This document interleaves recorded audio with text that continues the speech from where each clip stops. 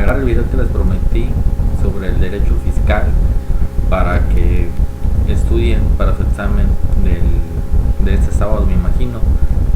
Voy a explicarles en este video nada más lo que se refiere a la unidad 1, que es, digamos, el derecho fiscal, sus fuentes, su relación con otras ramas del derecho, el concepto, claro está, y qué es el ordenamiento fiscal. ¿Ok? Entonces vamos a comenzar primero con el derecho fiscal. Pero antes que nada quiero hacer una pequeña introducción sobre el derecho fiscal.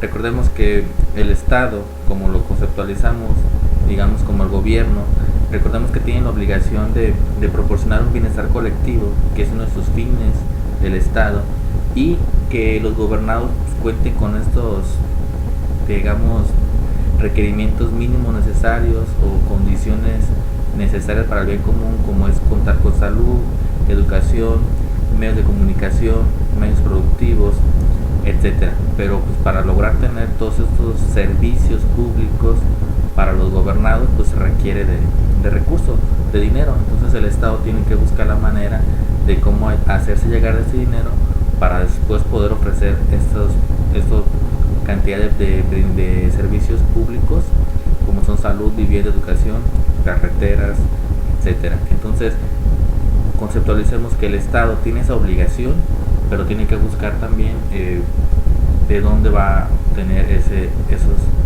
recursos. ¿Ok? Entonces vamos a ver que estos recursos los va a obtener a través de los impuestos, del tributo, de estas obligaciones fiscales que tenemos todos los ciudadanos mexicanos de pagar al Estado, para que después el Estado nos lo regrese de forma administrada a través de los servicios públicos que nosotros requerimos. Entonces eso sería como una pequeña introducción sobre el por qué, digamos, pagamos impuestos, ¿no? Entonces pues, es parte de este círculo de donde nosotros, como somos parte del Estado, tenemos que buscar la forma de regularnos y tenemos que buscar la forma de llegarnos de recursos. Entonces, ¿cómo va a ser? Pues a través del pago de impuestos. ¿Ok? Entonces, para eso quiero comenzar con el concepto de derecho fiscal. El derecho fiscal, hay otros conceptos: derecho tributario, derecho financiero, pero nos vamos a enfocar propiamente en este video a lo que es el derecho fiscal. ¿Por qué?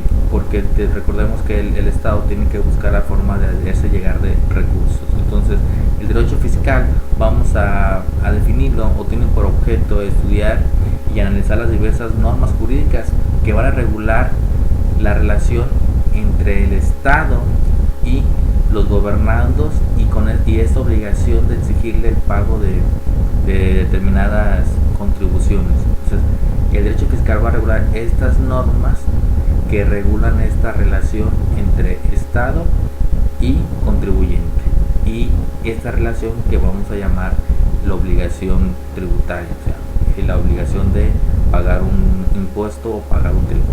¿Ok? Entonces, otra forma de definir el derecho fiscal, pues lo vamos a tener como el sistema de normas jurídicas que, de acuerdo con determinados principios comunes a todas ellas, va a regular el establecimiento de contribuciones o de impuestos, la recaudación de estos impuestos y el control de estos impuestos que se hace a través del Estado, y que el Estado tiene esa facultad de exigirnos a nosotros como ciudadanos el pago de los impuestos, y que nosotros estamos obligados al pago de estos impuestos según la Constitución, que lo van a ver más adelante. ¿Ok? Entonces, el derecho fiscal va a regular esta relación entre el Estado y su facultad de exigirnos a nosotros contribuyentes el pago del impuesto. Pero aquí es algo interesante: la Constitución señala la obligación del ciudadano mexicano en pagar impuestos, pero todos sabemos que en la actualidad, o en la realidad, no todos pagamos impuestos. Los que pagamos impuestos somos aquellos que que tenemos la calidad de contribuyentes, y para tener la calidad de contribuyentes es tener un registro federal de contribuyentes, o lo que mucha gente comúnmente dice, estar dados de alta en Hacienda. Entonces, aquella persona, aquel mexicano ciudadano que tenga más de 18 años, que se van a cabo una actividad económica y no esté dado de alta en Hacienda, pues no está cumpliendo con la obligación que es el pago de los impuestos y no está cumpliendo con esa obligación de la Constitución de contribuir al gasto público. Y la autoridad fiscal pues va a tener toda la facultad del día de mañana, si es detectado, pues exigirle el pago de todos los impuestos. Entonces, esa relación. Entonces, ¿por qué? Porque en la Constitución está la obligación y como no lo está cumpliendo, el Estado tiene esa facultad de exigirnos, ya sea a través de un procedimiento establecido. Bien, entonces, así podemos definir lo que es el derecho fiscal. Entonces, normas que van a regular la relación entre el Estado y el contribuyente para estos tres, digamos, aspectos, que es establecer impuestos, recaudar impuestos y controlar estos impuestos, lo que llamamos administrar estos impuestos. Bien, entonces ya tenemos, digamos, un panorama o un encuadre de lo que es el derecho fiscal. Ahora tenemos que ver qué es, si el derecho fiscal tiene una autonomía. Recordemos que la idea de autonomía de cualquier ciencia jurídica, como lo menciona aquí la diapositiva, en este caso vamos a hablar del derecho fiscal, se va a relacionar con la independencia también, que ha llegado a tener el derecho fiscal del derecho administrativo. El cuatrimestre pasado vimos lo que era el derecho administrativo, que pues va a ser esta rama del derecho que va a regular las relaciones entre el Estado o los órganos públicos y los gobernados, estas relaciones y estas relaciones jurídicas se llevan a cabo. Pero dentro de esas relaciones jurídicas vamos a encontrar esta relación contributiva o relación fiscal, que es propiamente o específicamente la relación de pagar impuestos y el Estado de exigirnos el pago de los impuestos. Entonces, el derecho fiscal surge del derecho administrativo en ese sentido. ¿Por qué? Porque recordamos que las autoridades fiscales pues son órganos públicos o son órganos de la administración pública, por lo tanto tienen relación con los gobernados. Entonces, derecho administrativo digamos que está como arriba, y de ahí empieza a salir el derecho fiscal como una pequeña rama del derecho administrativo o una incisión para regular nada más esta relación entre el gobierno y el ciudadano, pero respecto a las obligaciones que tenemos en materia fiscal, es decir, en el pago de los impuestos o las contribuciones. Bien, pero el derecho fiscal se ha ido, digamos, independizando del derecho administrativo. ¿Por qué? Pues porque ya el derecho fiscal pues ya tiene, digamos, sus métodos establecidos, sus propios procedimientos, así como el derecho administrativo tiene su procedimiento contencioso administrativo, pues ya el derecho fiscal tiene su propio procedimiento para hacer valer los derechos de los contribuyentes, para exigir el pago de los impuestos por parte de los contribuyentes. Es decir, la autoridad tiene un montón de mecanismos, varios mecanismos para lograr o obtener el pago de los impuestos, ¿no?, de nosotros. Y si no pagamos impuestos y la autoridad fiscal nos detecta, también hay un procedimiento establecido para sancionarnos y aplicarnos estas sanciones. Y como contribuyentes pues tenemos el derecho o tenemos la oportunidad de poder hacer valer nuestros derechos a través de recursos, como el recurso de revocación o el juicio de nulidad y por supuesto el amparo en materia fiscal. Entonces ya el derecho fiscal se empieza a tener sus propios procedimientos, sus propias normas procedimentales para hacer valer los derechos de los contribuyentes y de los derechos también, las obligaciones del Estado en materia fiscal. Entonces, ¿por qué podemos decir que el derecho fiscal es autónomo? Pues porque es extenso. Para empezar, tenemos un código fiscal de la Federación, tenemos las leyes aduaneras, leyes de comercio exterior, entonces ya es una rama muy extensa en lo que se refiere al pago de impuestos y tributos. Pero también tiene una doctrina homogénea, es decir, ya tiene muchísima información, muchísimos autores referente al derecho fiscal, a conceptos jurídicos fundamentales en materia de derecho fiscal. Entonces ya su doctrina también es muy extensa, no es parte del derecho administrativo, ya tiene su propia doctrina, tiene su propia legislación, sus propios ordenamientos, propios procedimientos, recursos, etcétera, ¿no? Entonces, y tiene procedimientos y métodos propios. Entonces ahí recae la autonomía del derecho fiscal porque se empieza a independizar el derecho administrativo al momento de tener todos estos elementos que les menciono: ordenamientos fiscales propios, procedimientos propios, doctrina extensa y amplia. ¿Okay? Entonces, por eso es que el derecho fiscal se considera como autónomo ya o independiente del derecho administrativo. Ahora, el que se independice o el que se separe del derecho administrativo no significa que no se va a relacionar ya con ninguna otra rama del derecho. Por eso es el caso de la siguiente diapositiva, que refiere que el derecho fiscal está en constante relación con las demás ramas del derecho. Por ejemplo, con el derecho constitucional, que es el principal. Recordemos que les comenté al principio del video, nosotros como contribuyentes, o como ciudadanos, perdón, como mexicanos y ciudadanos mexicanos, tenemos la obligación del pago de los impuestos. Está plasmado con el artículo 31, 32 de la Constitución, fracción segunda, que ahí refiere que estamos obligados al pago de los impuestos. Entonces, aquí está la relación del derecho fiscal con el derecho constitucional, ya que en la Constitución pues se encuentran los principios fundamentales o las garantías individuales de los mexicanos en el pago de impuestos, que tienen que ser legales, proporcionales a los ingresos, etcétera. Todas estas garantías que tenemos como contribuyentes pues están plasmadas en la Constitución. Entonces ahí encontramos esta relación entre el derecho fiscal con el derecho constitucional. Y con el derecho administrativo, pues lo mencioné en la diapositiva anterior. Recordemos que el derecho administrativo pues regula las relaciones entre el gobierno o los órganos administrativos y los gobernados, pero también regula estas relaciones entre diferentes órganos administrativos. ¿Ok? Entonces, y dentro de esos órganos administrativos pues vamos a encontrar a los órganos fiscales, por ejemplo, Secretaría de Hacienda y Crédito Público y Servicio de Administración Tributaria, o mejor conocido como el SAT, que es el que es encargado de la recaudación o el cobro de los impuestos. Entonces, ahí está regulada la relación entre el derecho administrativo y el derecho fiscal. Por otro lado tenemos lo que es el derecho procesal. ¿Cómo se relaciona? Pues que el derecho fiscal de esta rama del derecho procesal toma todos los principios y las bases fundamentales para establecer los medios de defensa.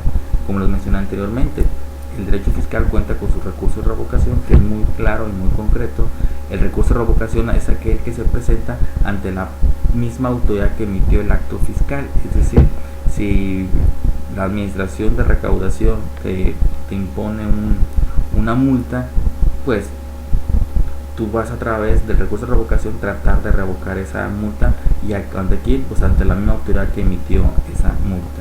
El juicio de nulidad, pues ya sabemos que eso se presenta ante el Tribunal Fiscal Federal, ya es un órgano jurisdiccional aparte el que va a decretar si esa multa o ese acto fiscal, que es imponer la multa, estuvo apegada a los principios de legalidad y cumplió con los requisitos del acto administrativo en materia fiscal. Entonces ya tiene sus propios procedimientos, y como lo mencioné anteriormente, también lo que se refiere al amparo en materia fiscal. Entonces el derecho procesal toma todos estos principios y bases fundamentales de los medios de defensa, los procedimientos. Todo lo que se ve en derecho procesal también se aplica en derecho fiscal, con ciertas diferencias y excepciones. Por otro lado tenemos el derecho penal. Del derecho penal es muy sencillo, toma todo lo que se refiere a los principios para tipificar los delitos en materia fiscal. Hay algunos delitos que ya no están en el Código Penal, entonces, pero se tipifican dentro del derecho fiscal, como de evasión fiscal, defraudación fiscal, etcétera. Entonces de ahí toma todos los principios del derecho penal. Por otro lado tenemos la relación con el derecho civil. Entonces en el derecho civil es más amplio la relación. ¿Por qué? Porque recordemos que en el derecho civil pues estudiamos lo que es persona, patrimonio, lo que es la responsabilidad, la prescripción y un sinfín más de conceptos en materia civil que también el derecho fiscal los utiliza en sus aplicaciones diarias. ¿Ok? Entonces, por ejemplo, la prescripción también aplica en derecho fiscal.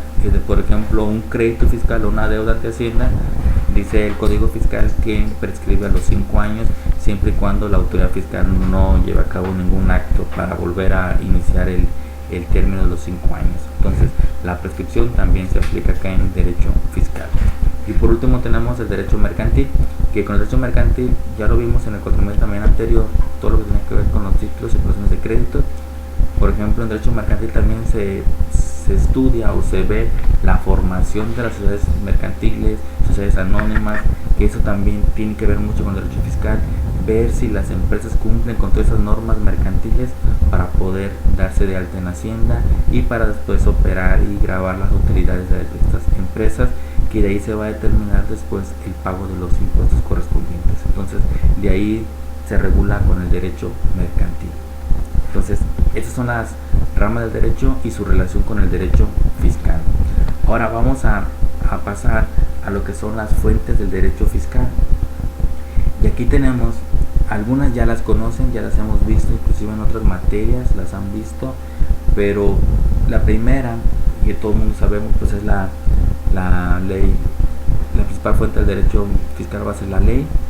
¿Cuál es la ley? Pues es la ley, es la que crea o establece el poder legislativo, los diputados, y tenemos la principal, es que es la Constitución, y la tenemos en ¿qué? Pues en el artículo 31, fracción cuarta, y en el artículo 73, fracción séptima, que establece las obligaciones del Estado para imponer tributos, y el 31, que es sobre la obligación de pagar impuestos. Entonces ahí tenemos lo que es la ley como fuente formal del derecho fiscal, y ahí surge la obligación de pagar impuestos de la Constitución. Después tenemos lo que es el decreto. El decreto, que hay dos tipos de decreto, el decreto ley y el decreto delegado. El decreto ley, este es el que autorizan al Poder Ejecutivo, o sea, al presidente de la República, para establecer ese decreto o esta ley cuando hay situaciones consideradas como graves para la tranquilidad pública. Por ejemplo, suspender las garantías individuales. Este es un decreto ley que tiene el presidente, que rara vez lo va a aplicar, pero ahí está establecido como también una fuente formal de derecho fiscal, es decir, que la situación que priva ahorita en el país, decreta él a través de un decreto ley que no vamos a pagar impuestos 2 meses, por ejemplo. Se suspenden esas garantías, se suspenden esas obligaciones, se hace todo. ¿Por qué? Por la situación que vive el país, ¿no? Entonces, ese es el decreto ley. El decreto delegado es cuando autoriza al Poder Ejecutivo o al presidente para hacer uso de la fuerza por un tiempo limitado y para objetos muy claramente definidos. Por ejemplo, cuando se le autoriza al presidente a través de un decreto delegado el crear nuevas tarifas de impuestos a las importaciones, todo esto para regular el comercio exterior. Entonces, el decreto es un acto que lleva a cabo el presidente, pero hay dos tipos, el decreto ley y el decreto delegado. Por otro lado tenemos el reglamento, que el reglamento pues ya lo estudiamos en derecho administrativo, que el reglamento, recordemos que siempre va a surgir de una ley. Entonces, nunca va a existir una ley sin reglamento, nunca va a haber un reglamento sin ley, pero sí puede haber leyes y reglamentos. Pero en este caso los reglamentos son importantísimos en el derecho fiscal porque ahí regulan la actuación de los órganos en materia fiscal y las reglas procedimentales para el pago de los impuestos y para calcular las tarifas. Entonces el reglamento también es otra fuente formal del derecho fiscal. ¿Okay? Tenemos las circulares, que es algo más, digamos, interno dentro de los órganos fiscales, órganos administrativos en materia fiscal. Es una disposición administrativa, ya que el reglamento establece ciertas obligaciones, pero circulares son las que se distribuyen dentro de la organización administrativa para establecer nuevos mecanismos o nuevos procedimientos para el cobro, el pago de impuestos, por ejemplo. Entonces, en una circular también es una fuente del derecho fiscal porque se establecen estas obligaciones por parte de la autoridad y también la facultad para exigirle a ciertos contribuyentes el pago de determinados impuestos, por ejemplo. Después tenemos las jurisprudencias, que ya todos saben que es una jurisprudencia, interpretación que se hace de la ley por parte de los órganos jurisdiccionales, que son la Suprema Corte de Justicia, sus salas, a través de ministros y magistrados. Interpretan la ley fiscal y se establece como obligatoria, entonces también de ahí surge lo que son el derecho fiscal.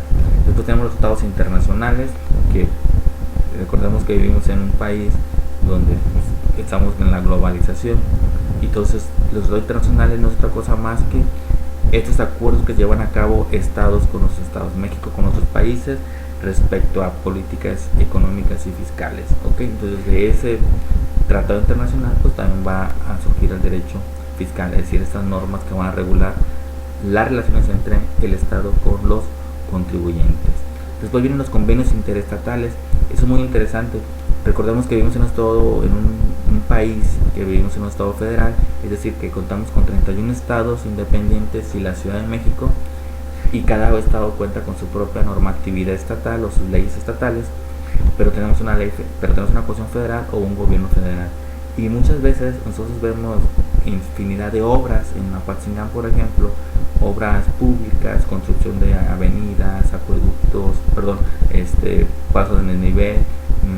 En Apatzingán, por ejemplo, el caso de rehabilitar los espacios públicos, la unidad deportiva. Muchas veces el municipio no cuenta con los recursos propios para hacer el pago estas obras de esta magnitud por la cantidad de dinero que se requiere. Entonces lo que se tiene que hacer son convenios entre el gobierno del estado, gobierno federal y gobierno municipal, para que entre los tres aporten una parte de los recursos públicos y se lleven a cabo estas obras con gran inversión.